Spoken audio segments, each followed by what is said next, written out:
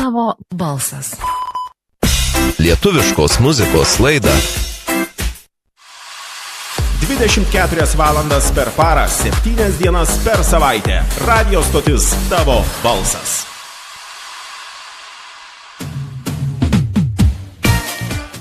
Nuo dabar lietuviškos muzikos laidoje kalbuosi su atlikėja Jovita. Labadiena, Jovita.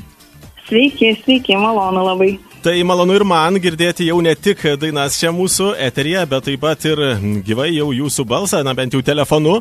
Tai iš ties būtų įdomu sužinoti apskritai, kada pradėjote dainuoti ir kaip viskas pasisuko tiesiog link dainavimo ir kada tai buvo.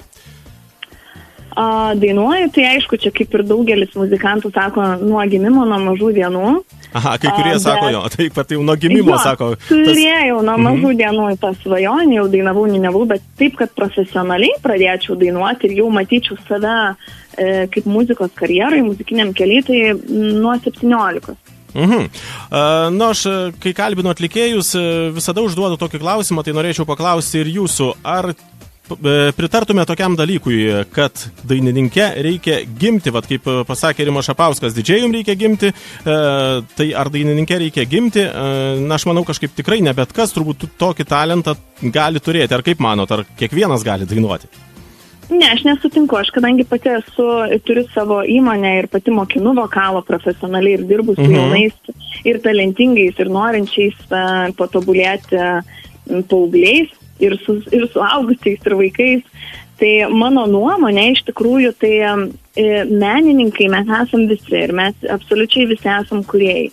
Jeigu mes turim kažkokią tą gyslelę kūryboje muzikoje, bet neturim talento, tarkim, dainuoti ar ten negebam kažkaip valdyti savo balso, tai tikrai išmokti galima ir sugebėti tikrai galima. Tai čia manau, kad ne tiek, kad nebūtinai kiekvienas.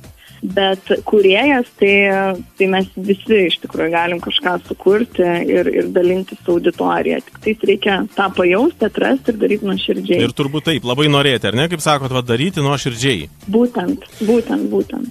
Taip, na ir gerai, sugrįžkime dabar prie tų 17 metų, kaip sakot, prasidėjo viskas 17 metų, tarp kitko aš irgi radijo stotyje pradėjau dirbti 16 metų maždaug, wow. 15 nuėjau į radijo stotį, tai ačiū, aš taip pat sveikinu, iš tikrųjų labai anksti pradėjus dainuoti, tai aš kažkaip galvoju, kad jeigu jau mes kažko tai siekiame, norime ir dažniausiai norime paauglystėje, kažkaip viskas prasideda, na bent jau man tai prasidėjo, vat ir jūs sakot, pradėjot pakankamai anksti dainuoti, 17 metų, tai jau nuo vaikystės svajojot, kiek supratau, ar ne, apie tai, kiek sakėt, vat.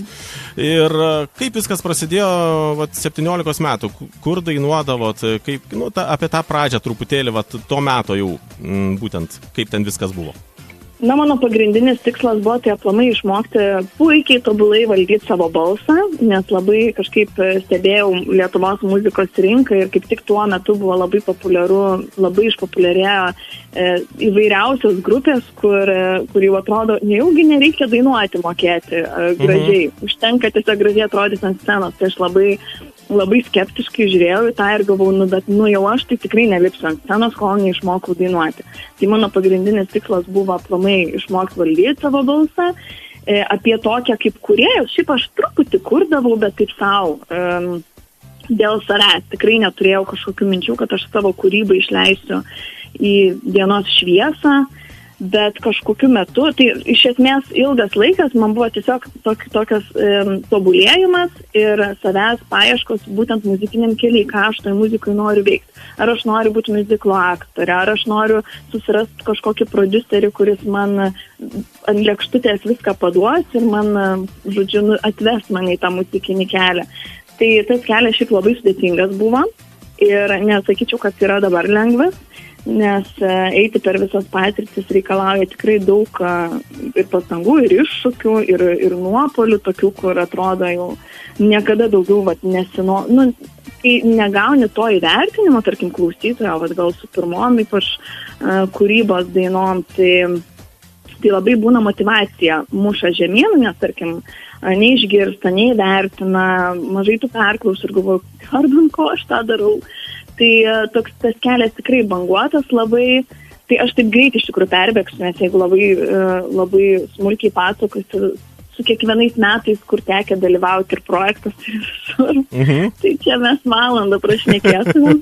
Taip. Tai va taip trumpai tiesiog noriu, turbūt pagrindinis dalykas, kad tas kelias nėra lengvas. Svarbiausia turbūt išdrįsti, atrasti savo tą kelią, savo širdį, ko konkrečiai norisi, ką su muzika norisi papasakot, nes tiesiog norėti būti dainininkė, ar tiesiog norėti, kad žmonės ant scenos tave žiūrėtų, tai nemanau, kad tai yra žmogaus ta tikroji svajonė.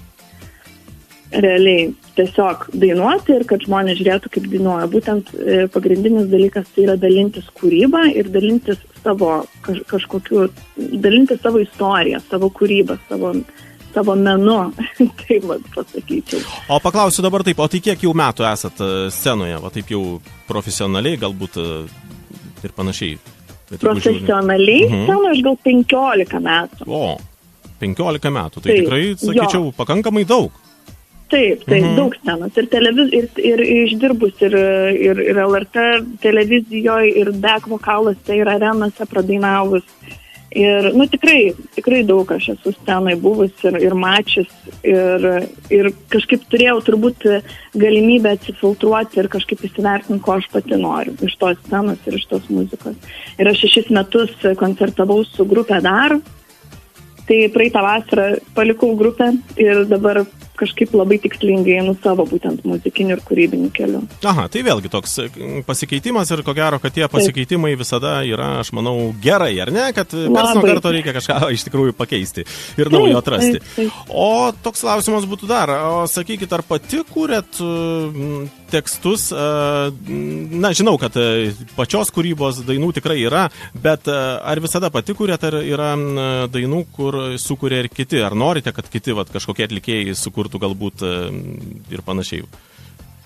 Turiu keletą dainų, dabar aš galvoju, kur man padėjo kurti, nes tarkim būna toks etapas, kad pradedu kurti dainą ir tiek pastringu, kažkur tam posmelį turiu ir niekaip negaliu tiesiog iš savęs išspausti, tada ieškau pagalbos. Bet šiaip stengiuosi pati kurti, bent jau šitą paskutinės dainos mano yra kurtos pačios. Nežinau, ar leidžia dar dainą Palauk manęs, tenais man padėjo Nerijus Drūlė sukurti, tai va šitą dainą, o daugumoje tai mano pačios, aš jau taip atsisėdu ir aš tą matau kaip savo asmeninį irgi tobulėjimą, nes kartais galvoju, buvo galima gal ir kažkaip įdomiau sukurti, gal tuos žodžius kažkaip dar kitai, bet aš mokausi, man patinka labai tobulėti, tai aš ir per kūrybą save irgi stengiasi tobulinti. Tai pasakysiu tokį vieną dalyką, kad kiek aš esu dainų gavęs iš VU Records, būtent jūsų, aš nei vienos dainos nepašalinau iš grojaraščių. Visą sudėjau. Džiaugiuosi. Taip. Ir daugumoje mano yra jo kūryba. O kas įkvepia kurti iš tikrųjų? Vat pavyzdžiui, teko kalbėti ne su vienu atlikėju, netgi važiuodami automobiliu užsirašo vieną ar kitą mintį, ar būna jums taip? Taip, aš nesuprantu, automobilis yra kažkas magiško, man irgi. Man tiesiog būna, kad aš važiuoju mašinoje ir tyloje, aš net mėgstu iš tikrųjų važiuoti ir man gimsta kažkokia melodija, kur mano telefono tie voisai, kur galima įsirašyti, aš ten tiek esu prininiavus, tiek esu melodijų, kur aš kartais net paklausau ir nebesuprantu, kas čia. Labai keisti garsai būna. Bet taip, automobilis tikrai kažkaip įkvepia ir man nemažai dainų ar kažkokių tokių trumpų niuansų ar priedainio melodijų ar žodžių. Aš tarkim net mašinai Princą, tarp kitko, va šitos dainos... Tai mes dar apie ją pasikalbėsim, būtinai prieš kūrinį, kai aš jau grosiu, įdomu bus išgirsti, čia dar turėsiu klausimų apie Princą. Jo, bet esmė, kad tiek šitos, tiek praeitos dainos dalis teksto gimė automobilyje. Supratau. O kūrėsi geriau naktį ar dieną? Dieną. Dieną vis dėlto. Aha, nes dauguma kažkaip naktį. Aš šeimą turiu, negaliu naktį sėdėti. Kažkaip neturėjau energijos vakarais. Jeigu būčiau paauglė, tai gal tikėtina, gal sėdėčiau naktimis kurčiau, bet ne, kažkaip pas mane dieną daugiau. Na jo, aš irgi paauglys labai mėgdavau naktimis kažkaip tai pasėdėti būdavo. turbūt praeina visas tas laikotarpis. Taip. Praeina tikrai. Na jo, tai iš tikrųjų dar norėčiau keletą tokių kitokių truputėlį klausimų, ne apie muziką, kad klausytojai truputėlį susipažintų su jumis dar iš kitos pusės. Tai norėjau paklausti, ar esat, pavyzdžiui, tokia jau prietaringa, ar ne? Ne, nesu. Buvau kažkada, bet labai esu antiprietaringa, net labai nemėgstu aš tų prietarų. Tai horoskopais turbūt irgi netikit? Ne. Netikiu. Šiaip tikiu žvaigždėm, tikiu tam tikrų, tarkim, kad ten vandenis, tų bruožai gal kažkokie asmeniniai. Ai, kad atitinka žmogų, ne, kažkiek?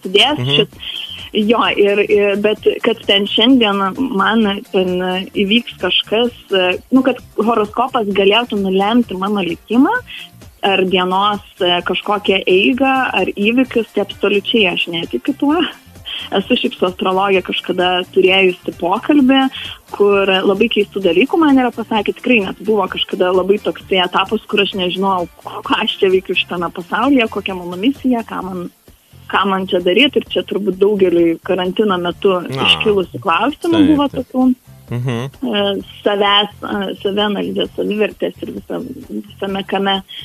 Tai kažkaip po šito labai išanalizavau, aišku, pradžiai tai labai tikėjau to, ką sakė, bet vėliau kažkaip finale, negali žmogus man pasakyti, kad aš kažkada buvau labai arti mirties, kad turėjau kažkokį įvykį, kad jau turėjau numirti. Tai mane tas truputį išgąsdino, aš bandžiau kažkaip eiti praeitį ir aš galvojau, aš dabar kapstausi praeitį, kur aš gali būti, net mano astrologija pasakė, kad aš galėjau, buvau arti mirties, bet čia man pavyko išgyventi.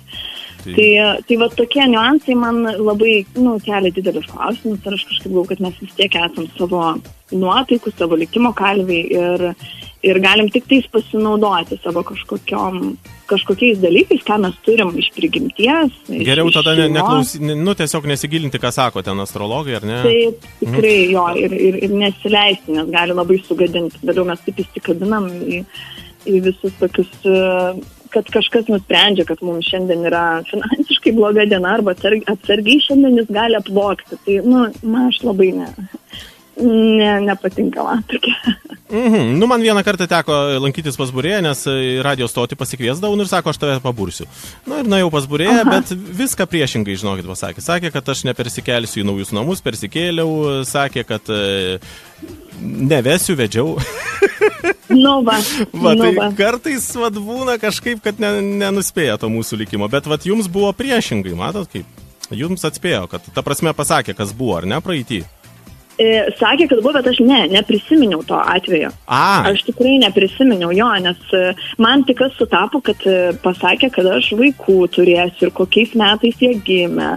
Mano vyras labai skeptiškas, sako, šiais laikais galima viską sužinoti socialiniuose tinkluose. Sako, ką žinau, ir jinai ten labai analizavo. Tai buvo tam tikrų tokių niuansų, kur aišku, šiaip tai pozityviai, kad labiau irgi ten apie kūrybą, kad ir verslai bus, kai, tarkim, žmogus motyvuoja ir pasako, kad ten sukursi tą, kažką konkrečiai, ne konkrečiai, bet šiaip, kad bus labai sėkmingi metai, tai norisi nuoširdžiai to tikėti ir tai motyvuoja ir stengiasi, tik labai nesinori kažkaip prisirišti, nes aš, pavyzdžiui, jaučiuosi labai tada įpareigota, kad man pasakė, reiškia, aš dabar turiu ieškoti, ką aš turiu, kokį dabar aš čia staigiai verslą turiu sukurti ir padaryti.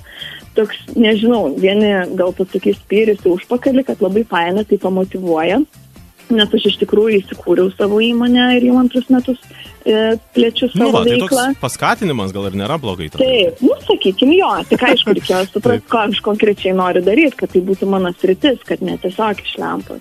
Arba pasakė, kad aš kažką išrasiu naują, man žvaigždės parodys, aš iš kosmoso gaus man kažkas ateis ir aš išrasiu kažką, ko dar nėra. Tai man, pavyzdžiui, tai laužo smegenis, nes, tai jeigu ateis, tai ateis, bet kol neateina, tai aš taip, o tai kas gali būti, ką man tas kosmosas dabar atneš?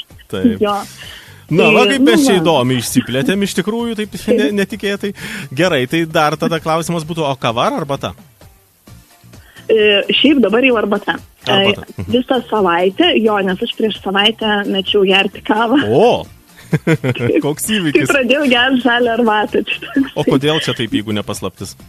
Kažkaip nusprendžiau, man draugė pasakė, kad kai jinai metė kavą gerti, sakė, kad po visą savaitę būna labai sunku ir po savaitės organizmui yra daug geriau, negu kad geriant kavą, kad daugiau energijos. Ir mane tai labai suintrigavo, nes aš kažkaip galvoju, aš norėčiau daugiau turėti dar energijos. Ir kaip dabar ta savijauta? Šiaip gerai, dabar jau gerai, pradžiai tikrai labai sunku buvo, nes aš kavą nuo paauglystės geriu kiekvieną dieną. Turbūt, labai retai. Aš taip pat. Vat nuo paauglystės kavą geriu ir kažkaip bandžiau vieną kartą, aš kelias savaitės negerti tos kavos, bet paskui aš atsigėriau ir kažkaip pasijutau atsigėręs po 2 savaičių kavos kaip ant sparnų ir nusprendžiau niekada nebemesiu kavos. Wow, geras. Va. Tai o man tai kaip tik, man truputį mažiau stresą nuėmė, šiek tiek nerima, nes mano labai šokinė kartais spaudimas, tai aš kažkaip labai negaliu daug kavos gerti, nes labai šoka į viršų, kad aš pradedu drebėti ir jausti nerimą, tada aš turiu tą ribotą, maks 1 puodelį per dieną galiu kavos išgerti, bet jeigu neišgeriu, tai aš jau prie žemės kaip sliekas šliaužiu, tai visą dieną nieko atrodo negaliu produktyviai nuveikti. Tai eksperimentuoju dabar. Šiaip kol kas viskas gerai, kažkaip netrūksta man kavos. Nesakau, kad niekada gyvenime daugiau jos neatsigersiu, bet tiesiog nenoriu jausti priklausomybę, turbūt mano toks tikslas. Nenoriu būti priklausoma. Jo labiau, kad ir žalia arbata turi to kofeino, tai kad irgi, manau, galima ir jaustis gerai. Čia vėlgi turbūt priklauso daug kas nuo mūsų įsitikinimų. O dar noriu paklausti, mėgstamas patiekalas kažkoks yra, toks ypatingas? Sušis labai mėgstu ir lazaniją labai mėgstu. Gal tokie makaronai ir jeigu be mėsos, tai sušis labai mėgstu. O nemėgstamas gal yra? Patiekalas? Taip. Šiaip aš labai aštrių nemėgstu. Aš aštriai nevalgau visiškai, tai bet koks, kur bus daugiau pipirų ar aitrumo, tai aš jau viskas man ir sušiai taip gali susigadinti ir mano mėgstami patiekalai. Tai gal konkrečiai aš turiu produktus nemėgstamus. Pavyzdžiui, kaip salieras.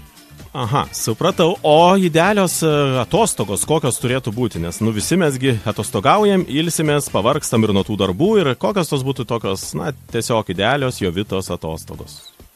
Turbūt kiekvieną kartą pasakyčiau visai kitaip. Gal vieną akimirką sakyčiau Maldyvuose, kur nors įsidrėbti paplūdimį ir gulėti, nieko neveikti, knygą skaityti. Bet šią akimirką tai visai norėčiau kažkur pasimti muzikos savo visą platformą, kūrybos. Sėsti kokį traukinį ir tiesiog važiuoti kažkur ir kurti ir kažkaip save paatostogauti ir pailsėti. Bet vis tiek, tas gaunasi poilsis, ar ne, su kūryba, ne tai, kad darbas? Jo, kuriant kai kada. Kaip kada, aišku, kai aš jaučiu, kad reikia pabaigti, tarkim, kažkokius darbus, tai jau tada reikia šiek tiek, priversti. Bet jeigu taip tiesiog atsipalaiduoti, pabūti su muzika, nes man smegenys šiek tiek atsileidžia nuo kitų, nuo planavimo, nuo kažkokių kitų atsakomybių, tai kūryba neatpalaiduoja. Na ir dar keletas klausimų, o koncertai, kaip su jais, ar galima kažkur išvysti jūs? Kol kas ne. Kol kas ne, ar ne? Dabar nes vasarą aš kaip ir uždariau savo koncertų sezoną, ir dabar nekoncertuoju kol kas, bet šita daina yra ne paskutinė, kurią jums atsiuntė Boo Records. Dar laukia nemažai dainų, nes planuoju išleisti albumą. Aha, tai ir norėjau klausti, kaip tik apie albumą, ar planuose yra. Tai tas albumas bus išleistas kažkokiu formatu, ar tiesiog internetinėse platformose? Internetinėse platformose, nes dabar gražiai eina daina po dainos ir finale bus albumas ir tikrai bus mano solinis koncertas, bet tos dar negaliu atskleisti, nes jinai dar nėra nuspręsta 100%, todėl negaliu dar atsakyti. Tai gal su kitos dainos paleidimu, jeigu pakalbinsit, gal galėsiu ir pristatyti. Aha, puiku. Ar kitos, ar dar kitos, žodžiu. Kažkada tikrai, šiaip tai mane socialiniuose tinkluose galite visur sekti, tai visa informacija tikrai tenais bus ir aš tikiuosi pasieks kuo daugiau žmonių. Na, tai puiku. Dabar jau priartėjom prie to momento, kuomet visai netrukus aš paspausiu mygtuką ir pagrosiu pačią naujausią dainą Princas. Dabar norėčiau, kad papasakotumėt apie šį kūrinį. Apie šį kūrinį. Na, kūrinys man šiaip labai patinka, aš pati jį labai mėgstu ir labai džiaugiuosi pavadinimu, nes jis tikrai intriguoja ir daug kam užduoda tokius klausimus, kur sakau, galime padiskutuoti, apie ką, kas kam su kuo asocijuoti. Tai labai, man, pavyzdžiui, pačiai asmeniškai, tai yra tam tikra gal mano ir paauglystės istorija, nes aš buvau pakankamai maištinga ir pas mane šalia būdavo visada vaikinai, kurie buvo patys labai maištingi, tie tokie princai. Iš kitos pusės, kaip princai, tai ne tie princai, kurias mes galvom, kad ant balto žirgo ateis čia su gėlėm, didžiausiam puokščiu ir čia apdovanos, ir čia kojas bučiuos, rankas pilis, ir taip toliau. Tai ir aš manau, kad mes daugelis moterų, mes vis tiek tie santykiai nėra tokie tobuli, kaip filmuose, kaip pasakose. O visko yra. Ir tie vyrai nėra tokie tobuli ir mes nesam tokios tobulas, tiesiog kad turim išmokti tose santykiuose būti. Tai galima labai plačiai interpretuoti, tai kad tai yra ne apie tą princą daina. Aš dabar pasakysiu, kaip mes su kolegomis diskutavom apie šitą dainą, su kolega Aleksu konkrečiai. Žodžiu, aš sakiau taip, kad ši daina, aš įžvelgiau, kad ten yra apie tai, ir sakydavo eterį, kad neklausykit merginos, ką jums sako mama kartais ir klausykit savo širdies. Ar yra čia ta mintis, kad, ten apie mamą ir apie tėtį yra žodžiai. Tai yra ta mintis, kad čia tiesiog tėvai irgi neleidžia draugauti būna. Ir draugystės išyra. Aišku yra. Aišku, kad yra aplinkos įtaka ir šiaip merginos kiek, tarkim, santykiuose, kiek būnam, tai aplinka duoda labai didelę įtaką, kad, pavyzdžiui, jeigu kažkas nepatinka, kad, pavyzdžiui, rūko, rūko tenais, ar išgeria ten, kažką ir iš karto, jau čia ne tau, jau tau geresnė reikia. Tai ne, mes patys renkamės, su kuo mes norim būti, išgyvenam tas patirtis ir kiekvienas žmogus, su kuriuo mes būnam, tai taip turi būti, mes turim kažką pasimti, išmokti ir patys nuspręsti, ar būti ar nebūti su tuo žmogum, neklausyti kitų, nei mamų, nei tėčių, nei draugų, o savo širdies. O dar pasakysiu, ką Aleksas įžvelgė, kolega, jisai sakė, kad čia apie kažkokį tai, ta prasme, nelabai gerėti žmogų, netgi sakė, banditą gal kokį? Gal, nebūtinai, šiaip tai mano vyras sako, čia apie mane. Mes daug metų kartu nuo paauglystės ir aš sakau, buvo laikai, kai tikrai, nebūtinai banditai, tarkim, paauglystai yra tas etapas, muštynės, kažkur ten vyksta, vis tiek, visi ten vaikinukai, bent jau mano laikais, tai nežinau, mano kompanijoje, tai visi vaikinai rūkydavo, visi išgerdavo, kažkur įsiveldavo į muštynės, į tuos maištus visus. Ir bent jau mano tikrai nuoširdžiai tokia aplinka buvo paauglystėje. Mano irgi šiaip. Tai ir mano sesė net kažkaip kaip paklausė, sako, aš matau tavo paauglystę šitoj. O jums Jovita nesakė mokytojai, kad iš jūsų nieko nebus ir panašiai? Nes man tai sakė. Nesakėm. Ne, bet... Jūs gerėte buvot mokykloje, ar ne? Nebuvau. Bet tai turbūt mokytojai labai geri buvo. Ne, aš neidavau į pamokas ir neturėdavau, kada man pasakyti. Ne, tik tai istorijos mokytojas man kažkada pasakė, kad mane gali pamokose pamatyti tik tais per pilnatį. Bet... Tai, ką? O kodėl per pilnatį? Nežinau, tiesiog jam taip šovė galva. Taip retai reiškia, per mėnesį, tai pilnatis tik tais vieną dieną, ar ten dvi. Tai čia ta. Supratau. Labai retai, labai.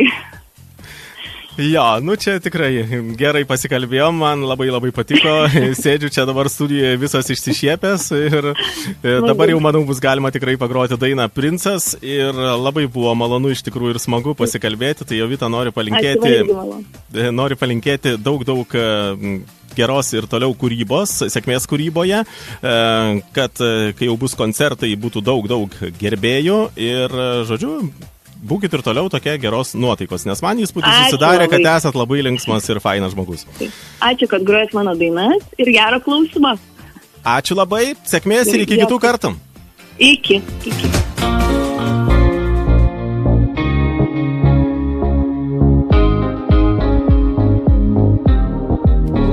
Jovita ir Princas eteryje.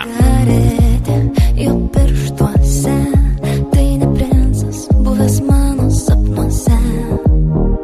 Krumpliai kruvini ir jo akyse dega maištas, kuris traukia taip mane.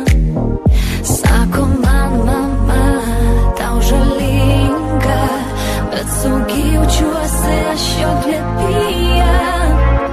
Net į širdyje pavojinga, pinti grožio man ši žemė negana. Kartais noriu bėgt, savęs pagailėt, bet nežinau, kaip nustoti jį mylėt. Nieko nesakyk, viską padaryk, net jei numirsiu, tvirtai mane laikyk.